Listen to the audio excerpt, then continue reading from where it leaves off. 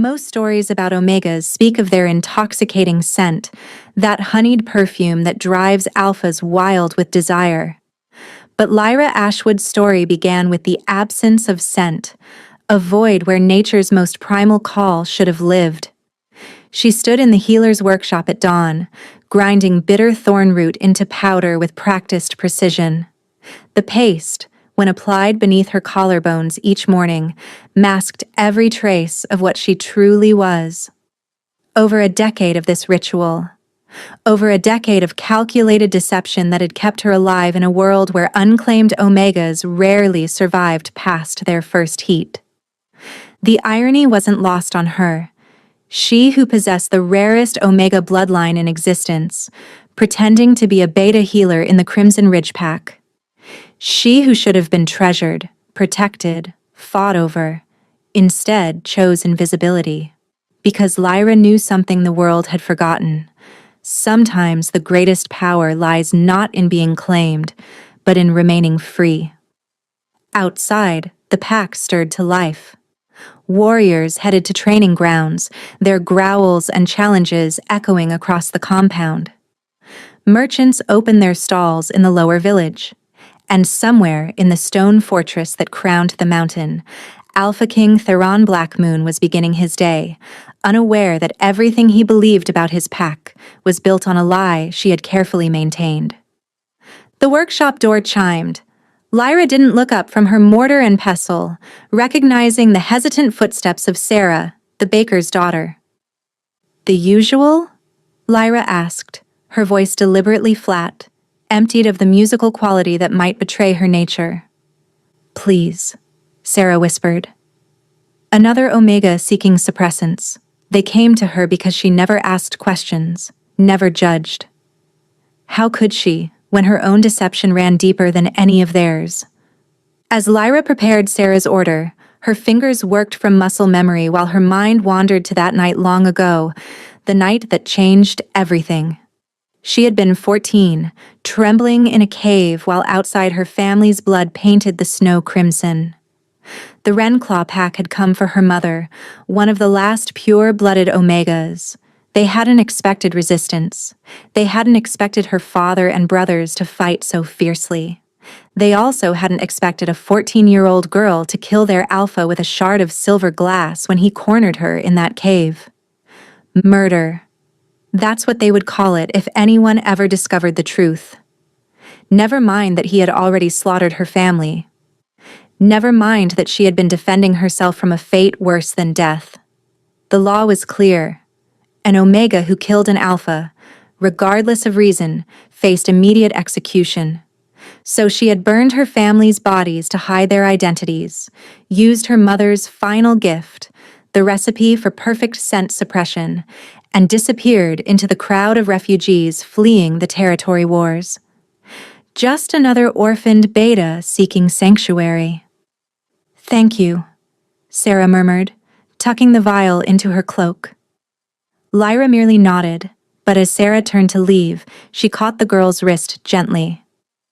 "Double the dose next week," she said quietly. "The king returns from his campaign tomorrow. The fortress will be flooded with alphas from allied packs." Sarah's face paled.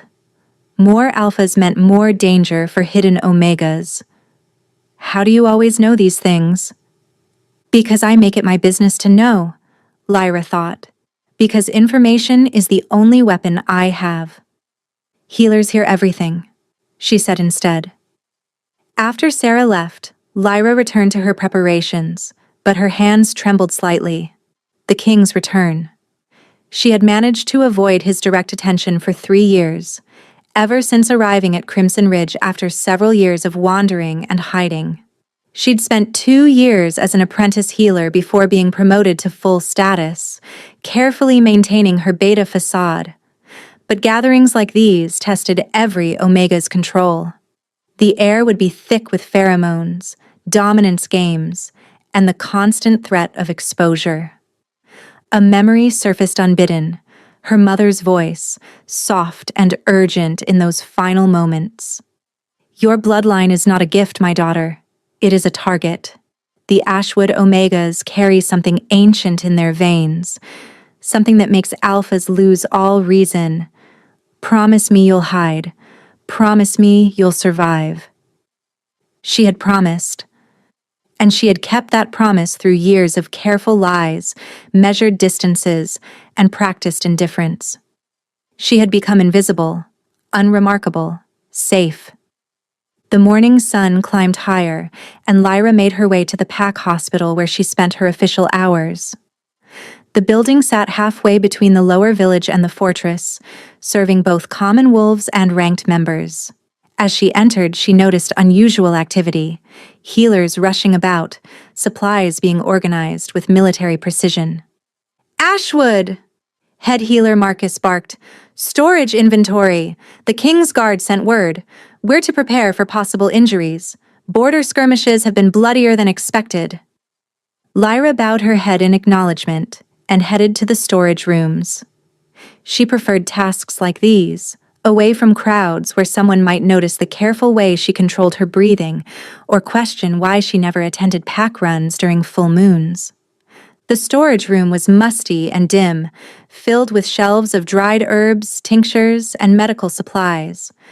Lyra began cataloging, her mind already calculating what they would need for battle wounds.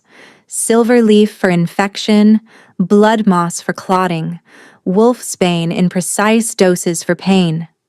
Her mother had taught her the healing arts during those years in hiding, before that final terrible night.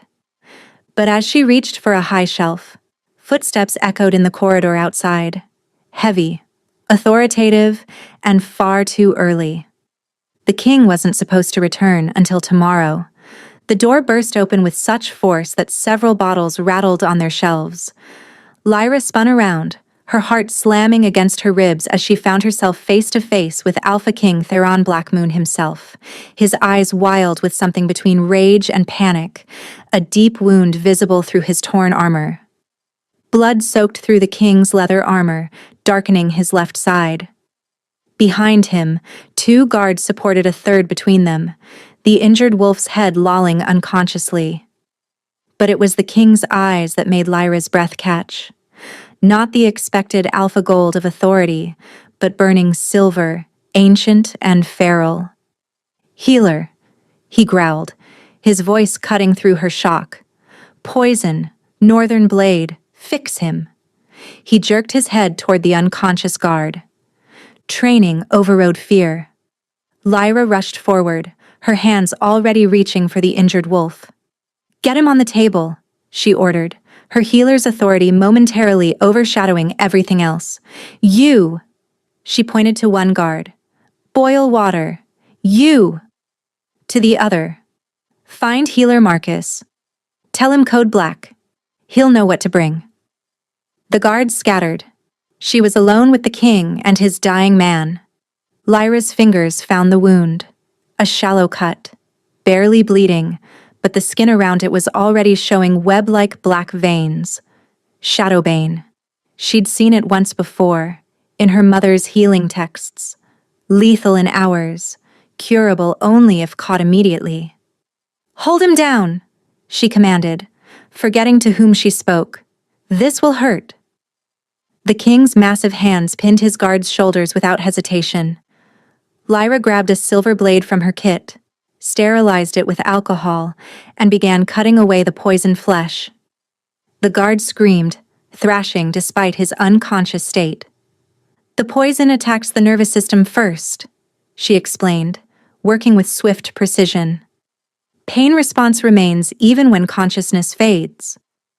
She didn't know why she was explaining, only that the silence felt dangerous. "Will he live?" The king's question held an edge that suggested the answer better be yes. "If I'm fast enough." She reached for a vial of concentrated wolfsbane, dangerous to use, potentially deadly if measured wrong, but the only thing strong enough to counter Shadowbane. Her hands were perfectly steady as she measured the dose. 3 drops, 4, 5. "That could kill him," the king observed. "So could doing nothing." She met his eyes briefly, then wished she hadn't. This close, she could see flecks of gold returning to the silver, could smell the iron and ash that clung to him beneath the blood. Alpha pheromones rolled off him in waves, making her thankful for the masking paste that hid her reaction.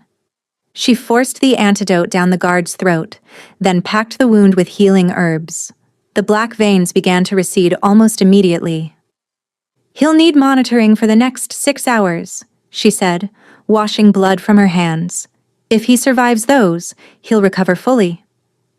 Only then did she notice the king hadn't moved.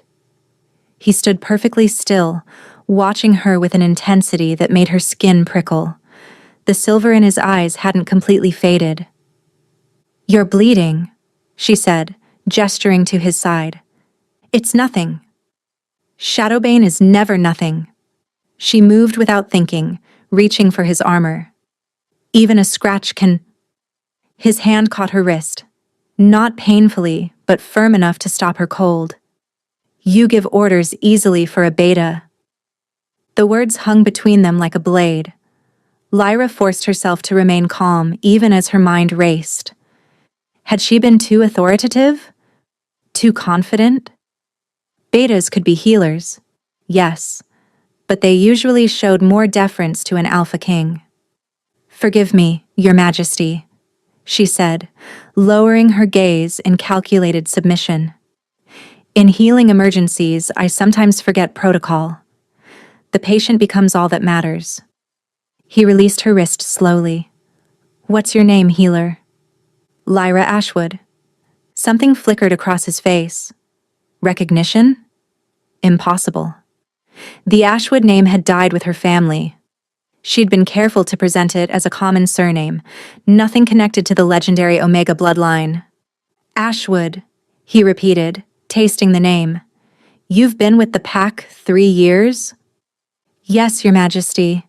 5 years total, 2 as an apprentice, 3 as a full healer. Yet I've never seen you at pack gatherings." Her pulse quickened. "I typically take hospital duty during gatherings. Someone must tend the infirmary while others celebrate."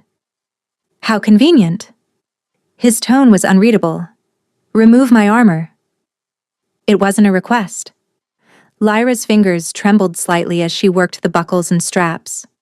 The leather fell away, revealing a deep gash along his ribs. The wound was already showing the telltale black veins. "This needs immediate treatment," she said. "Then treat it." She worked in tense silence, cutting away poisoned flesh, applying the antidote. This close, his scent was overwhelming. Pine forests and winter storms and something wild that made her Omega instinct scream to submit, to bare her throat to— number. She was a beta. Betas didn't react this way. "Your hands are shaking," he observed. "The antidote is dangerous to handle directly." She lied. "Prolonged contact can cause tremors." "Is that so?" His hand shot out, capturing hers again. This time he turned it palm up, studying the faint scars that covered her fingers. "These aren't healer's marks, they're defensive wounds." Lyra's heart hammered. Those scars were from that night, from fighting off the Renclaw Alpha with broken glass. "A patient in fever delirium," she said quickly. "Sometimes they lash out." "With claws precise enough to leave uniform marks? Interesting patient." His thumb traced one particularly deep scar, and she barely suppressed a shiver. "Tell me, Healer Ashwood, why does a beta require such strong scent suppressants?" The world tilted. He knew. Somehow, impossibly, he knew. "I don't understand what you mean," she managed. "The thorn root paste. I can smell it on you. Barely, but it's there. Either you're hiding an embarrassing natural odor," his amber gaze bored into hers, "or you're hiding something else entirely." Before she could respond, the door burst open. Marcus rushed in with supplies, Commander Wraith of the King's Guard at his heels. "Your Majesty!" Marcus exclaimed, taking in the scene with wide eyes. "Garrett, is he—" "Your healer saved him," the king said, still watching Lyra. She has remarkable skills for someone so young. She's one of our best, Marcus said nervously. Never lost a patient to poison. Then she's exactly what I need. The king pulled on his ruined shirt, movements sharp. I want her assigned to the fortress for the gathering, personal healer to my guard. But sir, she's needed here. That wasn't a request, Marcus. He turned to leave, then paused at the door. Report to the fortress at dawn, Healer Ashwood. Commander Wraith will show you to your quarters. His gaze found hers one last time. And Ashwood? Bring enough of whatever you're hiding behind that thorn root. The gathering lasts 3 days. It would be unfortunate if your supply ran out. The threat in his words was unmistakable.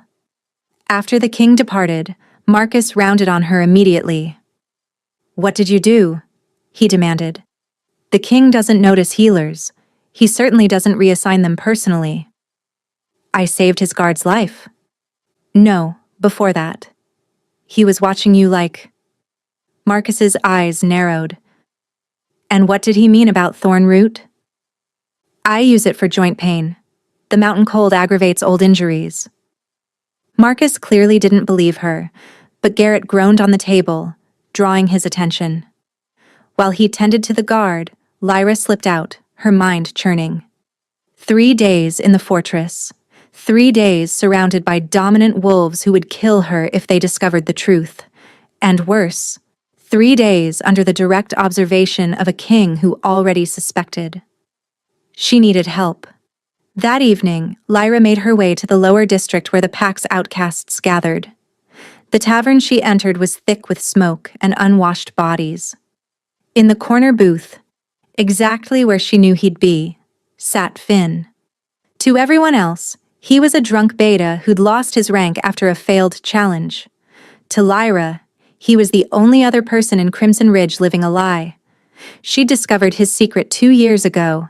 He wasn't a disgraced beta, but an alpha who'd voluntarily suppressed his nature after accidentally killing his mate in a rage. You look troubled, healer, he said without looking up from his ale. She sat across from him. I need your help. The great Lyra Ashwood needs help from a worthless drunk? Must be serious. The king knows something. He's assigned me to the fortress for the gathering. Finn's head snapped up. You can't go there. Not during... He lowered his voice. The visiting alphas include the Renclaw delegation. Ice flooded her veins. That's impossible. They were banned from allied territories. Ban lifted 6 months ago. Politics. He leaned forward. Lyra, their new alpha is Matthias Renclaw, brother of the alpha you killed. The room spun. Matthias would recognize her. Not immediately. She'd been young, covered in blood and soot. But if he caught her scent, even suppressed. There's more, Finn continued. Word is he's been searching for something. Someone. A girl who disappeared over a decade ago after his brother's death. I need to run. You can't. The king's direct order? Refusing would raise more suspicion. You'd be hunted before you reached the border. She knew he was right. Then what do I do? Survive 3 days, stay invisible, double your suppressants. He pulled out a vial of clear liquid. And take this. Last resort only. It'll completely destroy your scent for 6 hours, but the rebound when it wears off. He shook his head. Let's just say every alpha in a mile radius will know exactly what you are. Lyra pocketed the vial. Why help me? Because we outcasts need to stick together, and because if you're exposed, they'll investigate everyone you've helped, including me. That night, Lyra prepared meticulously, extra suppressants sewn into her healer's robes, scent-masking herbs in every pocket, the emergency vial hidden in her boot. She even cut her hair shorter, changing her silhouette. She also prepared something else, a vial of moonbane extract, odorless and tasteless, that would temporarily suppress an alpha's abilities if ingested. just in case. But as dawn approached, dread settled in her bones. She was walking into a trap, and the predator was already watching. The fortress gates loomed before her, carved from black stone that seemed to absorb light. Guards checked her credentials, their eyes lingering on her beta classification with something like confusion. Why would the king specifically request a beta healer? Commander Wraith met her in the courtyard, a scarred alpha with calculating eyes who looked her up and down dismissively. "You're the miracle healer? You don't look like much." She kept her head down, playing the submissive beta. "I go where I'm ordered, Commander." "Your quarters are in the servants' wing. You'll be on call constantly. The gathering begins tonight." He pointed to a towering spire. "Medical supplies are stored on the 3rd level. Familiarize yourself before the alphas arrive. You'll also have access to the feast preparations. The king wants you checking all food and drink for poisons." As she climbed the spire's winding stairs, voices drifted from above. She slowed, recognizing the king's deep timbre. "Suspicious assignment, my lord," someone was saying.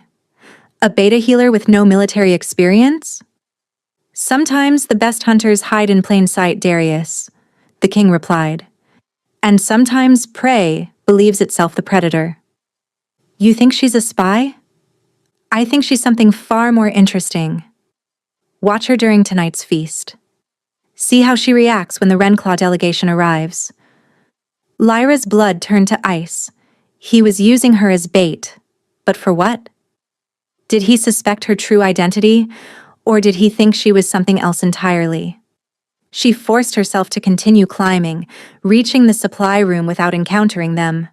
The space was well stocked, organized with military precision. As she cataloged supplies, her mind raced through possibilities. The king suspected something, but not everything. Matthias would be here tonight. Her suppressants were strong but not foolproof under this much stress. A sound made her freeze. Footsteps approaching. Not the measured pace of guards, but something more purposeful. The door opened, and Darius, the king's second, entered. "Healer Ashwood." His tone was neutral, but his eyes were sharp. "The king requests your presence in his study." She had no choice but to follow. The study was a circular room high in the main tower, windows overlooking the entire territory. The king stood with his back to them, apparently absorbed in a map. "Leave us, Darius." Once alone, he turned to face her. In daylight, his presence was even more overwhelming. Tall, broad-shouldered, with an alpha's natural grace and barely leashed power. "Tell me about your family," he said without preamble. "I have no family, Your Majesty. They died in the territory wars." "Which territory? Which war? There have been so many." He moved closer, and she fought not to step back. "You see, I've been researching the name Ashwood. Curious how many dead ends I found. Almost as if someone very clever had erased their tracks." "It's a common name." "In the Eastern Territories, yes. But you're not from the East, are you? Your accent, faint as it is, carries northern inflections.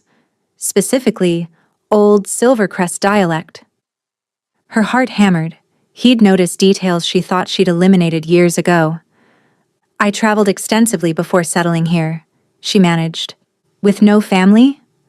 A young beta woman, alone, through war-torn territories?" He circled her slowly like a wolf stalking prey.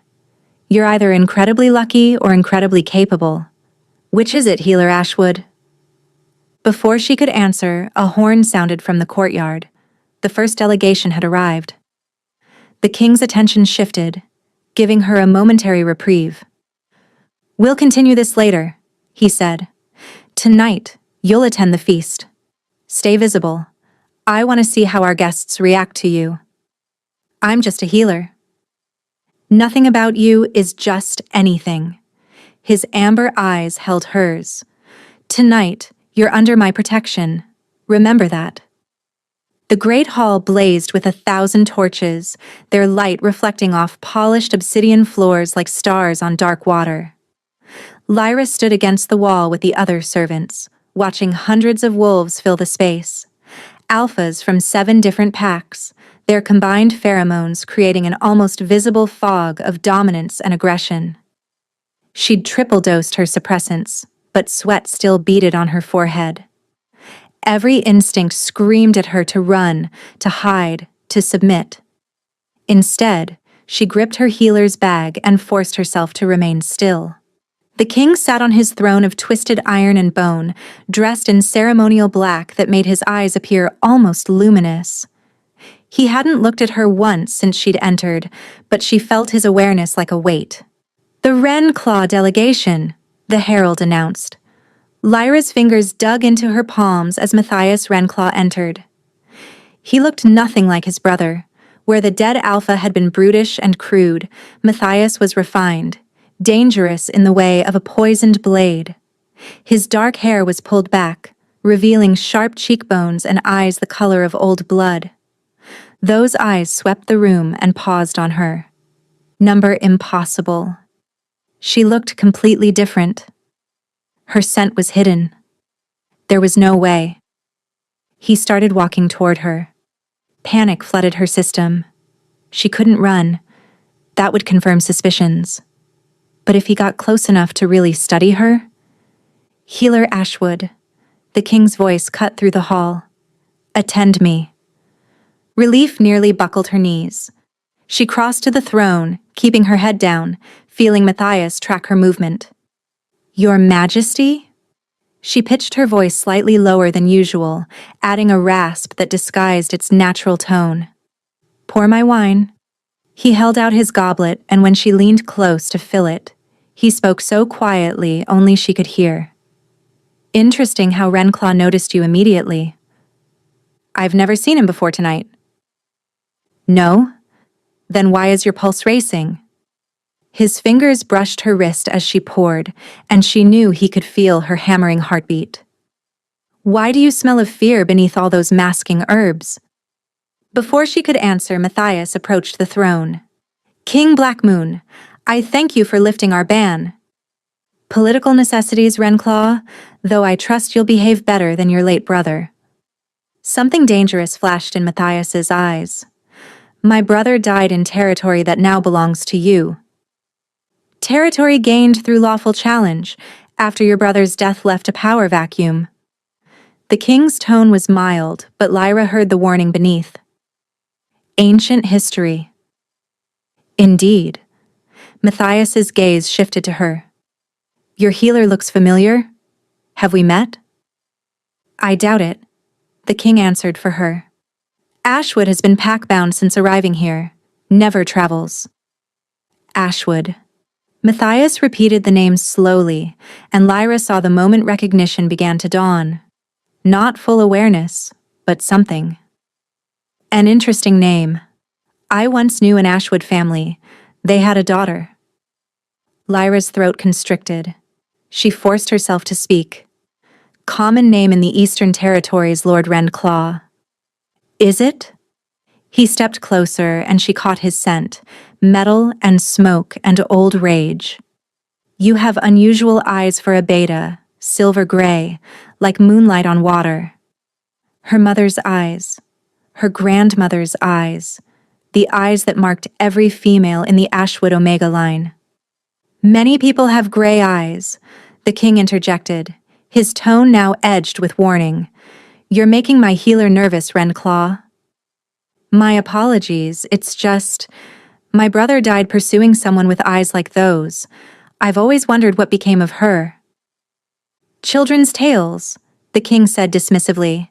"Your brother died in a territorial dispute. The council confirmed it." The council confirmed what they were told. Matthias bowed stiffly. "Enjoy the feast, Your Majesty." As he walked away, Lyra realized she'd stopped breathing. The king noticed too. "Follow me," he commanded, rising from his throne. "Bring your supplies." He led her through a hidden door behind the throne into a private study. The moment the door closed, He rounded on her. Stop lying to me. I don't know what you... He moved faster than her eyes could track, pinning her against the wall, his hands planted on either side of her head. You're not just hiding your designation, you're hiding from him specifically. Why? This close, his alpha presence was overwhelming. Her omega nature thrashed against her suppressants like a wild thing in a cage. I can't, she whispered. Can't or won't? Both. He leaned closer, his breath warm against her neck. I could command you. Alpha authority would break through whatever walls you've built. Then you'd be no better than the alphas I'm hiding from. He pulled back slightly, studying her face. You're terrified, but not of me. Even now, with my hands on either side of you, your fear is for something else. Someone else. A knock interrupted them. Your Majesty, Darius called through the door. There's been an incident. Lord Renclaw claims someone attempted to poison him. The king didn't move. Poisoned? Yes, sir. He's demanding access to our investigation records from the old territories. Says he has proof the Ashwood Omega survived. Lyra's legs nearly gave out. The king caught her, his hand steadying her waist. Tell him I'll speak with him tomorrow, he called back, after he's recovered. Footsteps retreated. The king's hands didn't leave her waist. The Ashwood Omega, he said slowly. The last pure bloodline, worth kingdoms, supposedly died with her family. His fingers tightened. But she didn't. Did she? Lyra's silence was answer enough. She thought of the moonbane she'd slipped into Matthias's wine during her inspection of the feast preparations. Not enough to harm him permanently, just enough to cause illness and buy her time. You poisoned him, the king said, reading her expression. During your inspection of the feast preparations. She didn't deny it. Clever, he murmured. Desperate but clever. He released her, stepping back. How long have you been hiding? Since I was 14. The words came out barely above a whisper. And the Renclaw Alpha who died? Your family? He murdered them. All of them. Made my mother watch before. She stopped, unable to continue. And when he came for you? I defended myself. She met his gaze defiantly. The law says that's still murder. An Omega killing an Alpha, regardless of reason. The law is wrong. The simple statement broke something in her.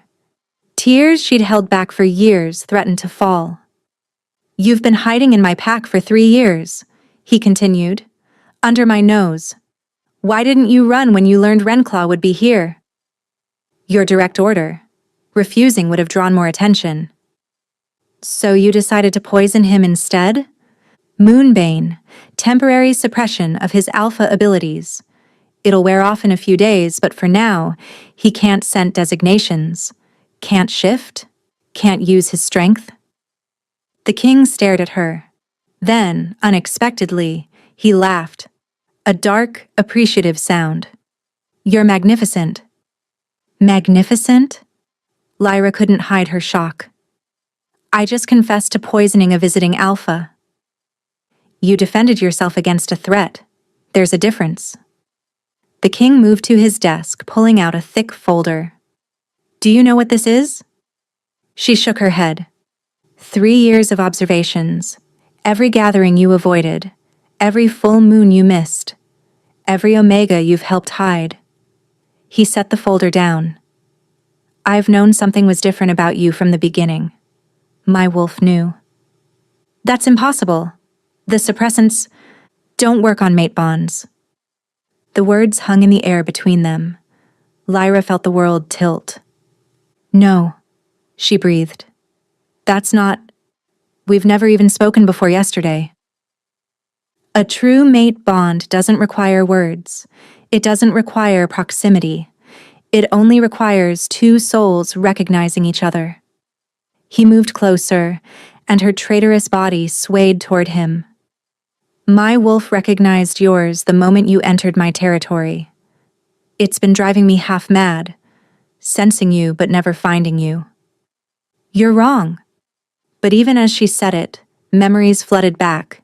The dreams she'd had for 3 years, running through forests, a massive black wolf at her side, the pull she'd felt toward the fortress, the way her Omega nature had always settled when she caught his scent on the wind, despite never having met him. Am I? He was close enough now that she could see the gold flecks in his amber irises.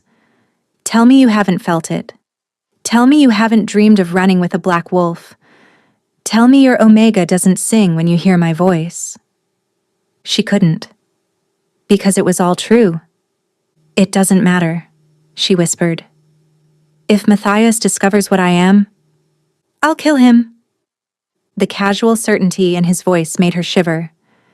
You can't just execute a visiting alpha. I can if he threatens my mate. He caught her chin gently, forcing her to meet his gaze. You are mine, Lyra Ashwood. You've been mine since you set foot in my territory. The only question is whether you'll accept it.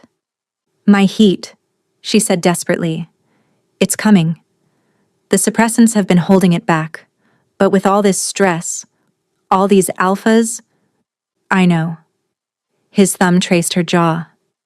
I can smell it beneath everything else. 24 hours, perhaps less. You don't understand.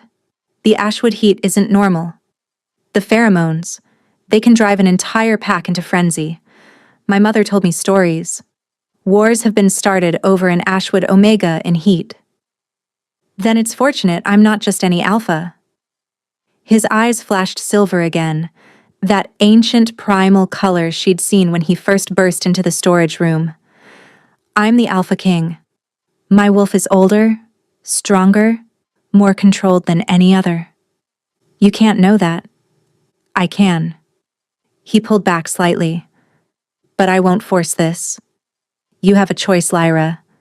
Try to weather your heat alone, hiding in the servants' quarters, hoping your suppressants hold long enough, or let me claim you properly, publicly, before it begins. Publicly? A mating ceremony. Tonight. Before all the gathered packs. His expression was serious. Once claimed, no other alpha can touch you. Not even Matthias, regardless of what his brother might have wanted. You'd bind yourself to me just to protect me from him? Something shifted in his expression. Frustration, perhaps even hurt. You think this is just about protection? He grabbed her shoulders gently. Lyra, I've been dreaming of you for 3 years, searching for you. My wolf has been slowly going feral without its mate, and now that I've found you, you think I'd let you go? A commotion erupted outside, shouting, snarling, the sound of bodies hitting stone. Darius burst through the door. Your Majesty, Matthias has recovered faster than expected. He's demanding the healer be brought before the pack. He says... Darius glanced at Lyra.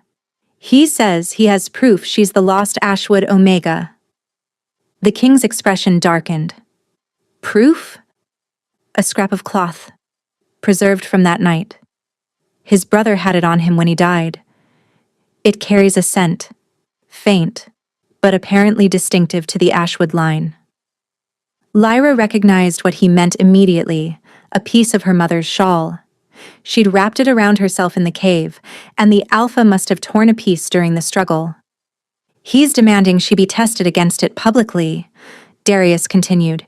If she refuses, he'll consider it admission of guilt. Guilt of what? The king's voice was dangerously quiet. Being born an Omega? Defending herself? Existing? Of murdering his brother, sir. The king turned to Lyra. We're out of time. Decide now. Face him as you are, hiding behind failing suppressants, or face him as my mate, under my protection.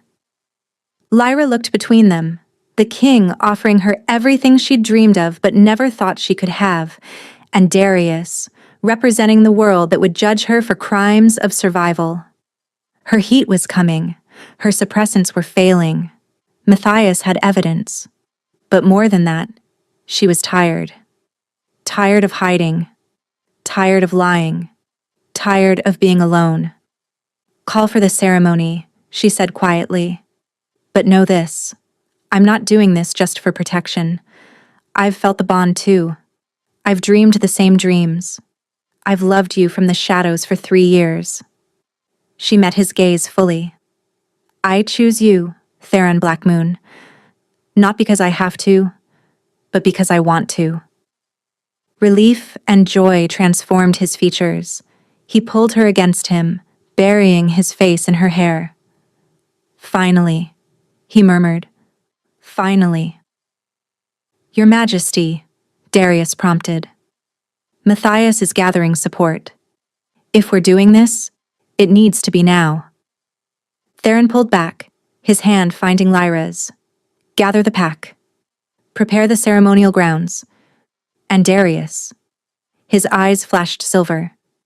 "Make sure Matthias Renclaw has a front row seat." As they left the study, Lyra felt her carefully constructed world crumbling. But perhaps, she thought as Theron's hand tightened around hers, something better was rising from the ruins. The gathered packs filled the ceremonial grounds, a natural amphitheater carved into the mountain.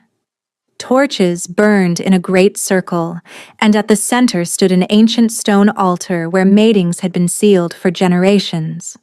Matthias stood at the front of the crowd, his face twisted with rage. The moonbane was still affecting him. She could see it in the way he moved, slightly off balance, his alpha presence dimmed. "This is absurd," he shouted as they approached.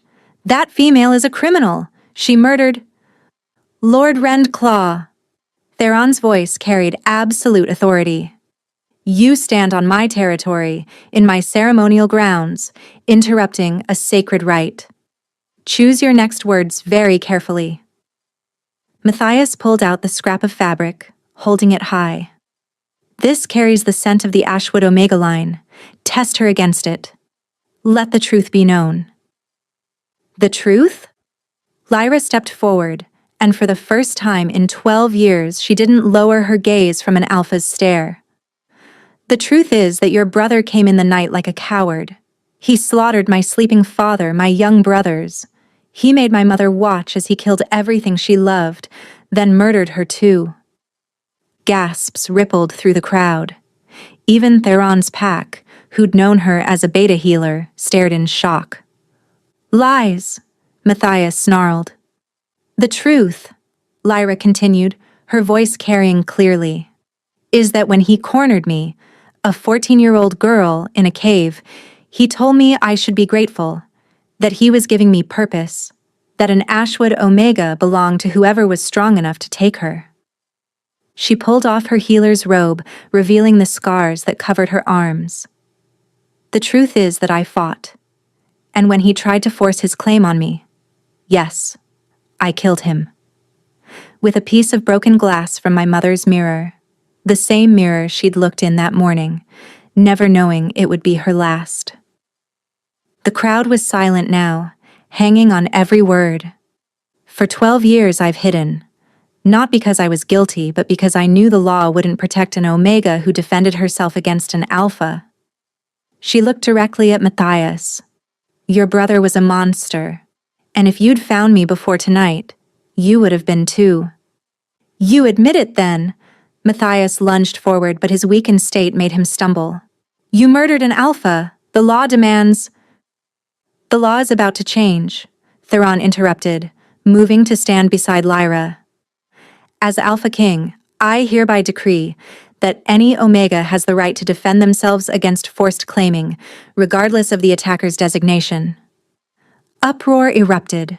Some Alphas protested loudly, while others, particularly the females and Omegas in the crowd, cheered. "You can't," Matthias started. "I can, and I have." Theron's eyes were pure silver now. "Furthermore, I call for a formal investigation into the Renclaw Pack's actions 12 years ago. The murder of the Ashwood family. The attempted forced claiming of a minor. these crimes will be answered. She has no proof. I am her proof, an unexpected voice called out. The crowd parted as Finn stepped forward. But not the drunk beta Finn. This was Finn, with his shoulders straight, his alpha presence restored. I am Finn Morrison, former enforcer of the Rendclaw Pack. His voice carried across the amphitheater. I was there that night, ordered to stand guard while my alpha went after the Ashwood family. I heard the screams. I saw the bodies. I did nothing to stop it, to my eternal shame. Matthias went white. Finn, you're dead. You died in the territorial wars. I faked my death and suppressed my alpha nature as penance. I've been hiding here, just as she has, but no more. He turned to address the crowd. I testify that everything the Ashwood Omega says is true. The family was murdered in cold blood for refusing to give up their daughter. The crowd's energy shifted, anger now directed at Matthias rather than Lyra. This changes nothing. Matthias desperately pulled out a vial, something that gleamed with unnatural light. If I can't have her, no one. He threw it at the ground. The vial shattered, releasing a cloud of concentrated pheromones, not just Ashwood pheromones, but something twisted, amplified, wrong. Every alpha in the amphitheater staggered. Eyes flashed red. Growls rumbled from hundreds of throats. Even Theron tensed, his control wavering. The frenzy was beginning. What have you done? Someone screamed. Given them what they want. Matthias laughed, though the Moonbane kept him unaffected. An Ashwood Omega in heat. Or close enough. Let's see your precious control now, Alpha King. Lyra felt it immediately, her own heat responding to the artificial pheromones, triggering what she'd been holding back. Fire raced through her veins. Her scent, suppressed for so long, exploded outward. Real Ashwood pheromones mixed with the artificial ones, creating a maelstrom of desire and aggression. Alphas began shifting, losing themselves to their wolves. Violence was seconds away. Lyra! Theron gritted out, his control hanging by a thread. Run! No. She grabbed his face, forcing him to look at her. I'm done running. She kissed him. The world exploded. The mate bond, held back by suppressants and denial, slammed into place with devastating force. Power rippled outward from them, not the chaotic energy of unclaimed heat, but the controlled, directed force of a true bond. Every wolf in the amphitheater dropped to their knees, submitting instinctively to the display of absolute dominance. When they broke apart, Theron's eyes were silver gold, ancient and powerful. Without hesitation, he bit down on her neck, claiming her formally before all gathered. Lyra gasped at the sensation, pain and pleasure and rightness all at once. Then, driven by instinct older than civilization, she returned the bite, marking him as hers. The artificial pheromones dissipated, overwhelmed by the reality of a true Ashwood mating. The crowd remained kneeling, awed by what they'd witnessed. It's done, Theron announced, his voice carrying to every corner of the territory. She is my mate, my queen, your Luna. Any who challenge this will answer to me. Matthias, still standing due to the Moonbane, looked around at his kneeling supporters, his failed plan, his utter defeat. This isn't over. Yes, it is. Lyra stepped forward, power radiating from her that had nothing to do with pheromones and everything to do with finding her place at last. You came here seeking the Ashwood Omega to use as a weapon, but you never understood. We're not weapons. We're not prizes. We're the balance, the bridge between strength and wisdom, power and compassion. She gestured to the kneeling crowd. They don't kneel because they're forced to. They kneel because they recognize what you never could. That true strength comes from choice, from partnership, from love.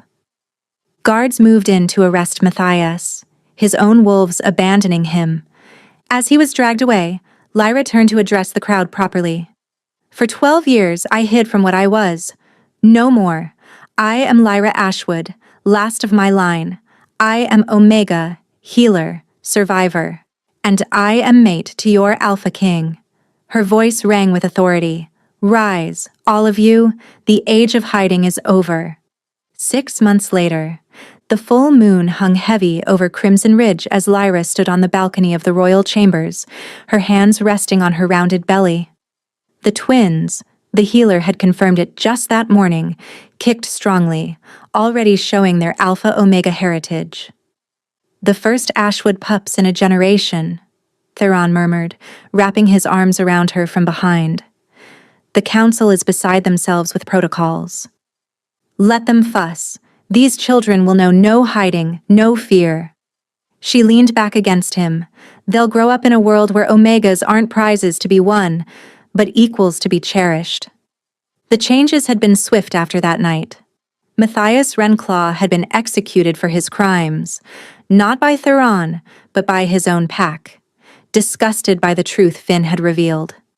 The Renclaw territory had been absorbed into Crimson Ridge, with Finn serving as regional governor, finding redemption in justice.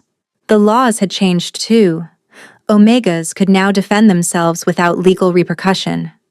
Forced claiming had become punishable by death, and suppressants, while still available for those who chose them, were no longer necessary for survival. My mother would have been proud, Lyra said softly, watching the pack run below. Wolves of every designation moved together, alphas, betas, omegas, all equal under the moon. She would have been proud of you, Theron corrected, his hand gentle on her belly. You didn't just survive, my love. You transformed an entire world. We transformed it, she corrected. I couldn't have done it without an alpha willing to see beyond tradition. A knock interrupted them. Darius entered, bowing slightly. Your Majesties, the delegation from the Northern Territories has arrived. They're requesting an audience about the new laws. Tell them we'll see them tomorrow, Theron said. Tonight is the full moon. Tonight, we run. After Darius left, Lyra turned in Theron's arms. I haven't shifted since that night in the cave. What if I've forgotten how? You haven't. He kissed her gently. Your wolf has been waiting, just as mine has. They know each other, remember? They've been dreaming of running together for 3 years. They made their way to the ceremonial grounds where the pack had gathered. As one, hundreds of wolves tilted their heads back and howled, not in challenge or threat, but in welcome. Lyra felt the shift take her for the first time in 12 years. It should have been painful after so long, but it felt like coming home. Her wolf form was smaller than the alphas around her, but radiated power that had nothing to do with size. Theron shifted beside her, the massive black wolf from her dreams. He touched his nose to hers, and she heard his voice in her mind through their bond. Run with me, my mate. No more hiding. No more fear. Just us and the moon and freedom. Together, they ran. Through forests and valleys, over mountains and streams, the Alpha King and his Omega Queen, proof that sometimes the greatest power comes not from taking, but from choosing. Behind them, the pack followed, howling their joy to the stars. The age of hiding was over. The age of choice had begun.